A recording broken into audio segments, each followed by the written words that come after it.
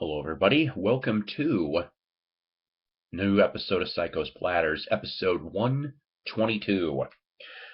I think I'm probably just going to title this one More LPs, Record Store Day Results, and Barnes & Noble while we're at it. I want to talk about all of them really quick. Sponsored by coffee, of course.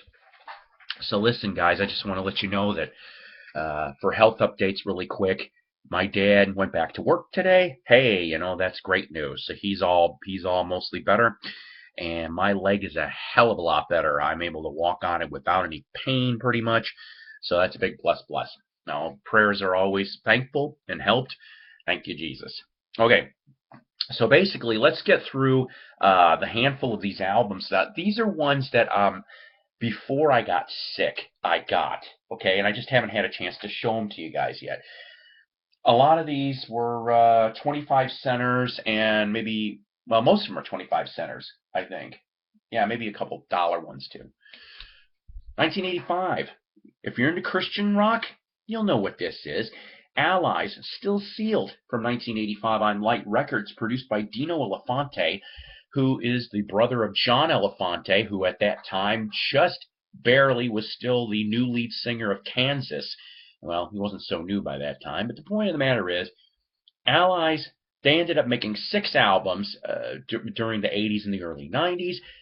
The two main members of this band that got out and were able to do things, Randy Thomas was a former member of the Sweet Comfort Band in the 70s and early 80s, and Bob Carlisle. Now, if that name sounds familiar to you, okay, but if not, he's the one that in the late 90s, if I remember correctly, would end up having the song Butterfly Kisses, which was also written by Randy too.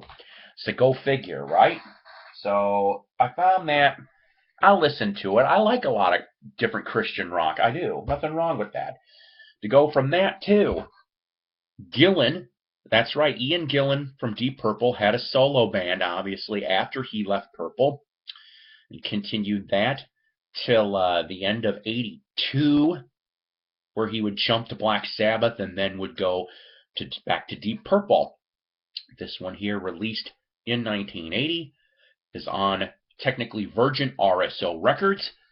Here's the front, here's the back. I know you can't see it, but it's a gold stamp promo.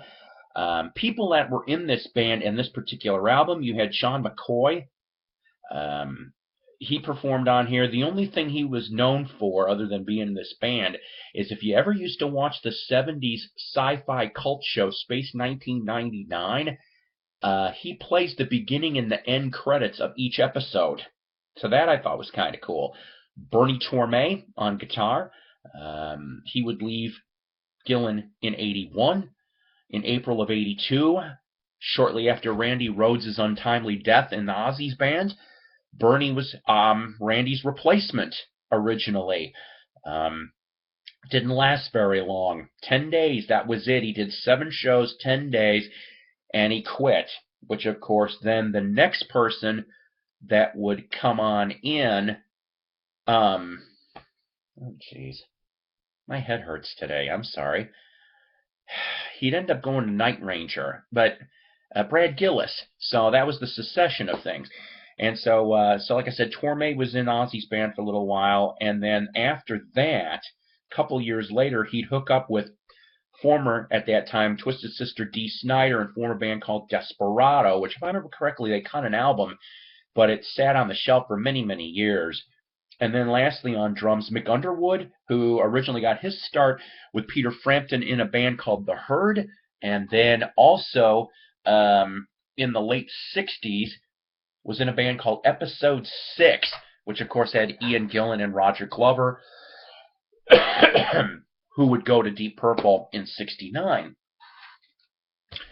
Next one here, this also is a gold stamp promo on Fantasy Records. The Look, everybody's acting. I have to tell you, I don't know too much information about these guys. When I was a kid, when MTV first came out, they had a song that was played by these guys a lot, and it was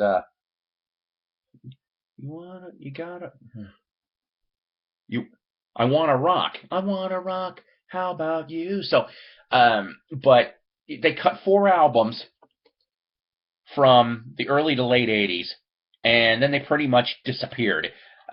Dave Edwards, lead singer, kept the name, and briefly in the 90s, he associated himself with Johnny B. Bandachek and Jim McCarty, who, of course, were in Mitch Ryder and Detroit Wheels and the Rockets. So go figure on that. All right. You like Todd? I like Todd. How about this? I found from April 1978, The Legend of Mink Hollow. He did all the work on this himself. Now, you're probably wondering, what the heck's Mink Hollow? Mink Hollow referred to a valley that was near Woodstock, New York, where the Bearsville studios were that he was recording at the time. So here's the front. Here's the back. If I remember correctly on here, excuse me, Can We Still Be Friends, I think, was the main one off of here. All right. This one's cool. I've never came across a copy of this. From 1976, John Anderson from Yes. His first solo album, Olias of Samhilo. I hope I'm saying that right. This is another one of those that John Anderson went and did supposedly all by himself. It's a gatefold. And it's also got, let's see if I can pull this out here for you. It's a custom label on Atlantic from 1976. Rumor has it that Vangelis is on this album, even though he's not credited. Why am I bringing his name up? Because at that time frame, how do I explain this? Remember the Relayer album from '74? And Wakeman wasn't on it, but Patrick Moraz was, who would end up going to the Moody Blues. Okay. Well, Moraz was kind of on the outs by then with Yes, per se. And and Anderson was trying to get Vangelis to come in, but it didn't happen. So that was why with that bit. This one was really cool. I always have seen this as a high dollar record in some record stores, but I got a decent copy of Them Changes from the Buddy Miles Express from 1970. Now, this also is a gatefold. This is on Mercury. You know what? I like Buddy Miles. Buddy Miles is pretty damn cool. I gotta confess. I've always liked his drumming. It's on that label.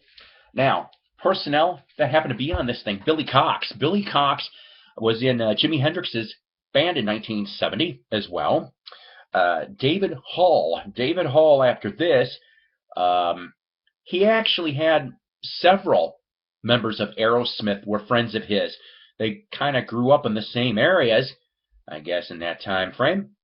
Eventually, what would happen after Joe Perry left and did the Joe Perry Project, David Hall would end up being the bass player for the first 2 Joe Perry Project albums.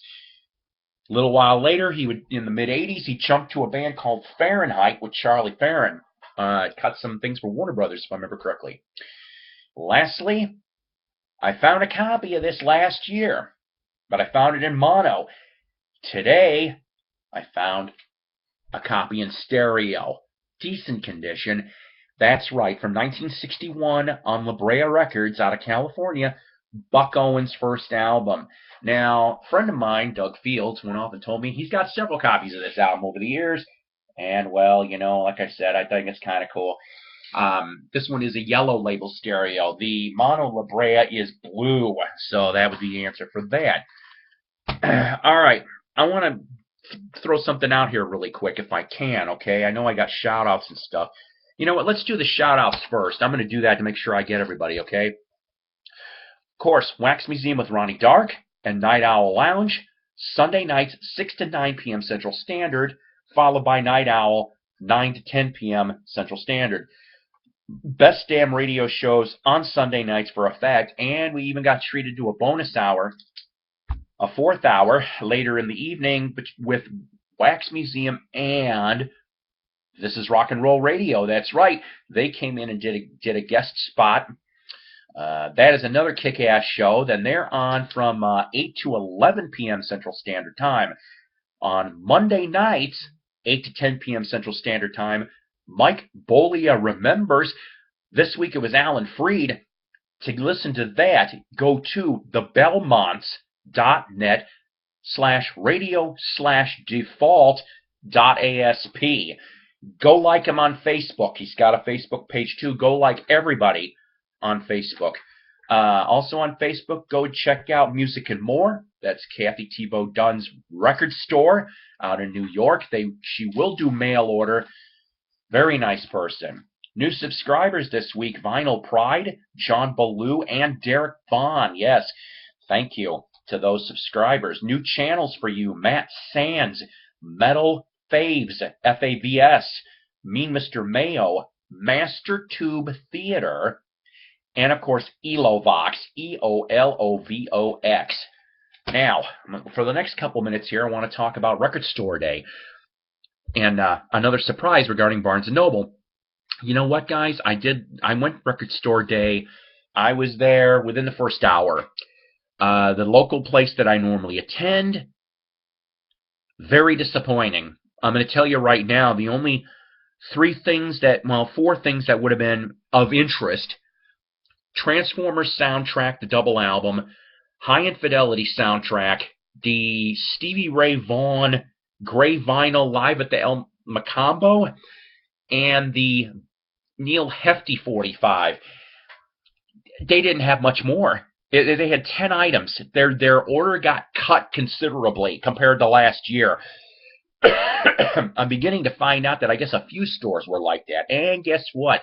The eBay turners, there wasn't as many of them this year. Maybe Record Store Day is going to get a message here, I hope. Now listen, the only two things that I saw that would have been of interest to me was the Zombies BBC sessions. I would have loved to have gotten a hold of that. And the gold vinyl reissue of Link Wray's Rumble 45. I would have loved those two things. Now, if you're still looking for Christmas gifts, on Black Friday, Barnes & Noble at their stores, if you've got a Barnes & Noble store near you, I'm going to tell you you should check this out this week. This week, they started selling signed books. Now, my store used to have 2 bookcases. That was it. The 2 shorty bookcases, they were like maybe 2 feet wide, so you had 4 feet, okay? This year, they doubled it, so they had 4 bookcases full of signed books. Different kinds of authors. 2 musicians. Yes, I bought gifts for other people, but I treated myself too. I got a signed copy of Fortunate Son from John Fogerty from Creedence. I know you probably can't tell, but that is his autograph, and of course it says signed copy. They put the labels on there. That one was $30. Now, if you're a Barnes & Noble member, you get 10% off. Also, if you're an Elvis Costello fan, Elvis Costello's new book also was signed. There was signed copies at my store, but I only have so much money. If maybe by next paycheck, if it's there, maybe I'll grab it. But what I'm trying to tell you is last year, the window of these signed books for some reason was a week, maybe 10 days at the most, and then boom, they were gone from the store. I don't know what happened or whatever. Maybe they get sent back to the warehouse. I have no clue. So I'm telling you, if you're listening to this, go this week to your Barnes & Noble, if you've got one, and check it out, and you'll maybe get yourself some bonus surprises. All right, everybody. You know what? Another good episode as usual. You guys all take care. God bless. Rock on, and I'll see you next time.